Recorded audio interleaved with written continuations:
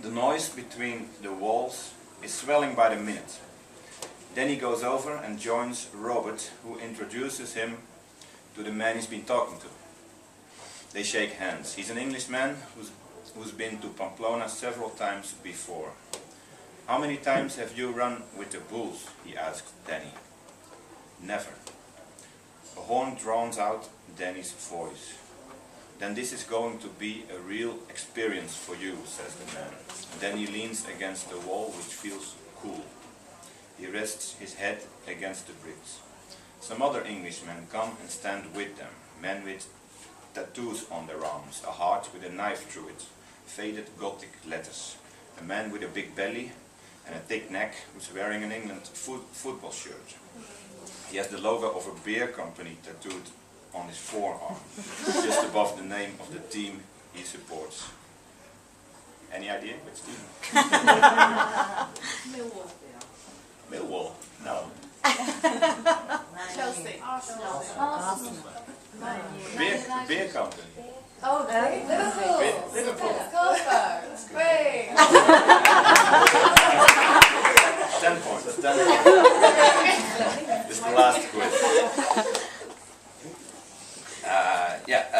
The name of the team is... Also, those afflicted with seasickness may go secretly to the beach and swallow the raw fish out of the shell 3 times during the waxing and then the waning moon, with a sip of seawater each time. If people eat a lot of them, they will become too drunk to stand, a condition that we call conch totters, which can be slept off.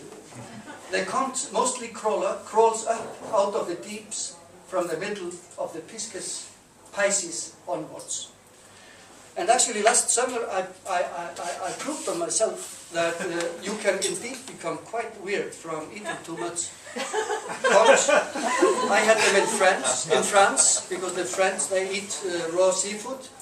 And after maybe 7 or 8 big conches, I became stoned. So, please feel free to try. Thank you very much.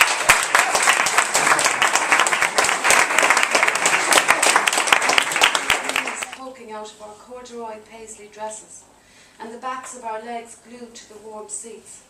The bottle of water for topping up the radiator that always sat in the side pocket with a bottle of holy water in the shape of a see-through Virgin Mary. My brother putting the plastic Virgin to his lips and drinking down great slugs before driving away to an exam which he failed anyway. The crash at the junction of Pine Street and the fuss that was made of Fifi the dog by the staff in casualty at the North Charitable Infirmary. Waiting outside the Bank of Ireland while she made her lodgement, dreading the moment we would have to walk up to strangers.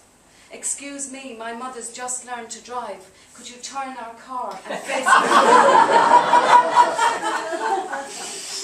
it? Shopping by the sea in Clonakilty, navy wet look pagan shoes for my mother, red shoes with buckles for me. We spent nights of interrupted sleep at Esso petrol stations. I would wake up and see the red, white and blue neon glaring at me. For the first few seconds I wouldn't know who or where I was. I would look around at the sleeping faces of my co-passengers, their heads hanging like wilting flowers, necks slackened by sleep. Some seemed to be dreaming about something nasty, their faces grimacing. Others were more peaceful. The silence on the bus was calming. I looked out of the steamy window at the occasional cars shooting past, their small red lights leaving a fiery trail behind them. The morning was filled with the stink of petrol, traffic fumes and dusty seats. A redolence of coffee struggled onto the bus. The small kitchen that was part of the second bus was visible through the window, but I could see only an arm vigorously stirring a beige liquid and tapping the teaspoon on the edge of the cup, as if about to conduct an orchestra. Our first English coffee was received with ungrateful spits and shouts of, "This isn't coffee, this is piss." Instant coffee was weak and served in massive cups. I later learned that they were called mugs, like ugly faces and robbing, and the British laughed in embarrassment.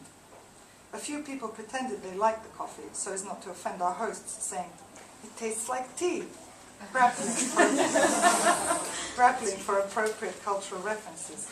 We were used to Turkish coffee, small and strong, coffee that tastes like petrol, clings to your palate for hours afterwards and sticks to the floor if you spill it.